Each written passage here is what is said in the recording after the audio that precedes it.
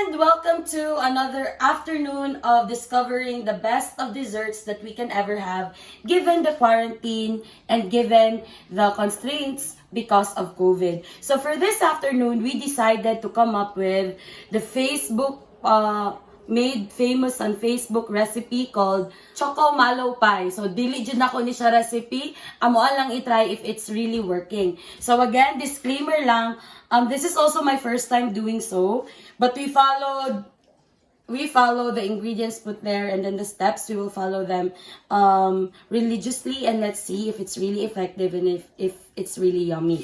So for the ingredients, we have Julie's regular sliced bread. So muni ang naa sa Facebook, guys. So amo na po siyang gi-follow. Ang Mallow's kay quarantine man may, so we can really never have, or we can never choose the best there is sa mga malls. So we only have Zesta Rope Mallows, yellow and white, limited color lang. Though we know that it should be, or it's more preferable if you will choose mallows with more colors para wala rainbow feels gani inig open mo. But let's just try if this one works, then we will also try to figure out the best option there is. Next is chocolates that would melt if you will fry it. And since ang gisuggest jud sa Facebook is flat tops, but we don't have it right now. Naabot nami og convenience store sa Mawab, ila shout out Lukimpaw, and also ila Carnicer store, ila Baraklan, and pati sa JS sa Mawab. Wala jud may makita na nga flat top, so we will try choc nuts, happy dreams. Unta it will work.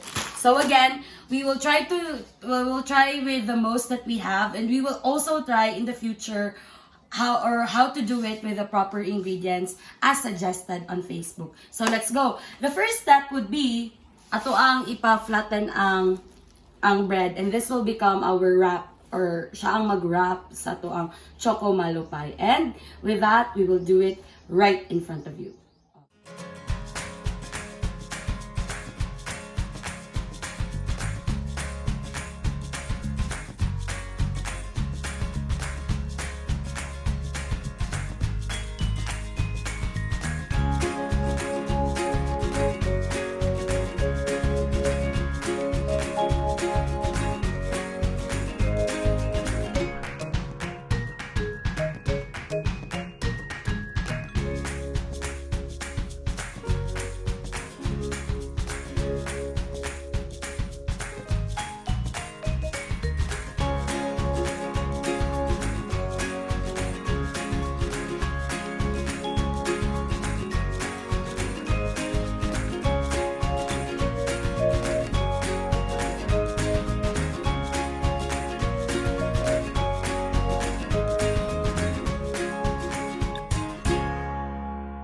So, nagamit yun na mo mga force, no? Charlan. Sabaw mo ni siya. So, from 2 loaves of bread, inani na siya, nawala na siya skemi. And this will become our wrap. So, it's a wrap. Charlan. Wrap sa ato ang Choco Mallow Pie. So, after this Choco Mallow Pie, step is to mix it up with marshmallows and chocolates. So, since inani manggid na lang ang nabilin na chocolate ila Lukimpaw, so we will make the most with what we have. Kuha na mo ang chocolate in each wrapper. And then since this is too big enough, given the little wrap that we have, we will just divide this into 2. So stay tuned.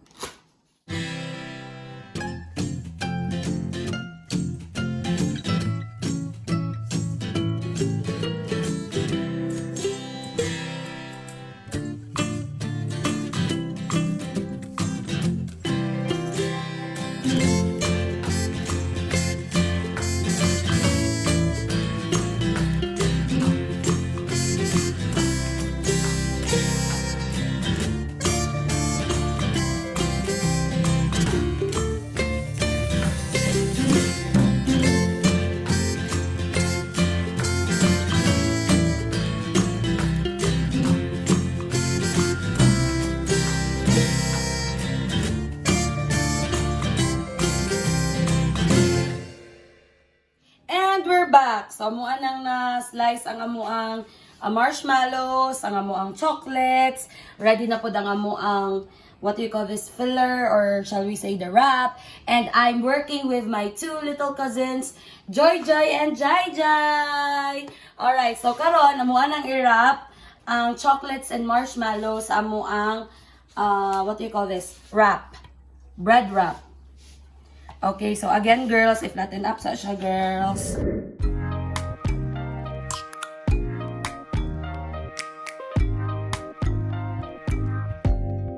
Open up, you OPN, hit you on BBM.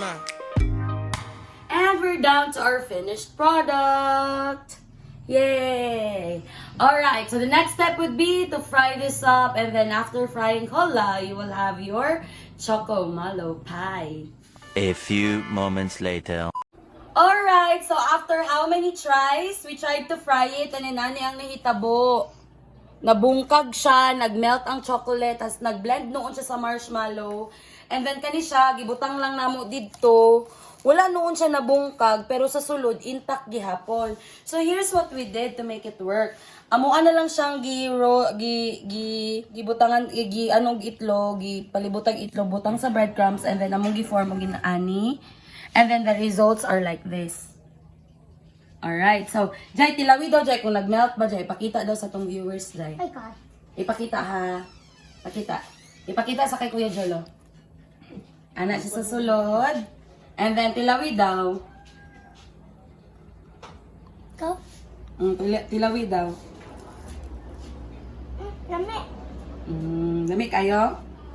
Alright, so, humanon sa naman ni viewers, ha? And then, we will let you see how it looks like later. 2 hours later. And here's our finished product, our very own Choco Mallow pie. Alright, so let's try. Oo, isa din. Ano siya? Oh my gosh. Tama ra jud, nag-melt ang chocolate. Nag-blend ko siya sa iyahang marshmallow. Ikaan mo sa slide. Yes. Very well. Ikaw na lang ka. Tilawi. Nawawa. Lame? Very good. Lamig dito sa nawang. Chocolate ugang marshmallow wow! Chocolate and marshmallow nag-blend. Ano your feeling? Oh my God! Kalami ba nga eh? Siyempre, love yourself, no? Kasi ito mo sarili ng gabuhat. Lamig siya guys, you should try it at home.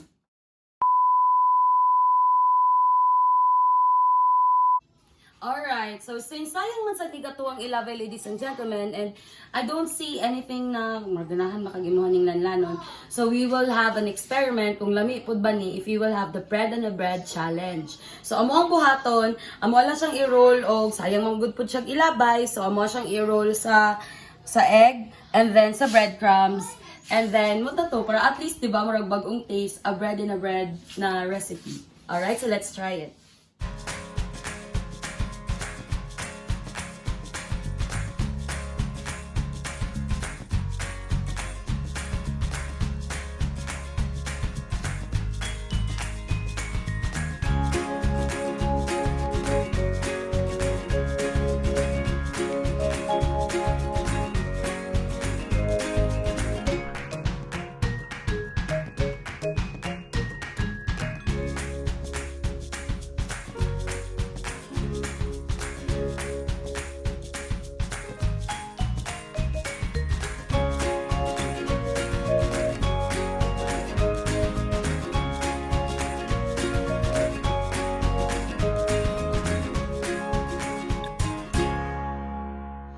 As promised, we will be showing you the bread on the bread, in the bread, over the bread, under the bread, bread on a bread stick. Alright, so it's basically the bread na inani, katong nasayang na part sa ato ang Choco Mallow pie. And then, namuha siyang gi-roll sa breadcrumbs, and then here it goes. At least mapuslan and another snack for us. So this is very crispy. It's like garlic bread. Grabe, lami sad siya. At least, diba, di masayang, di malabay, or siya. And another, what do you call that, dessert for us to enjoy. Pwede ninyo i-dip, samaan niya mong plano later, i-dip na mo siya sa pinalanay na mo na chocolates. Para, tamis gihapon. Or whipped cream. Alright, so thank you so much and I hope you enjoy. Please don't forget to watch this over and over again. Please click on the like button and then the notification bell and don't forget to subscribe on my channel.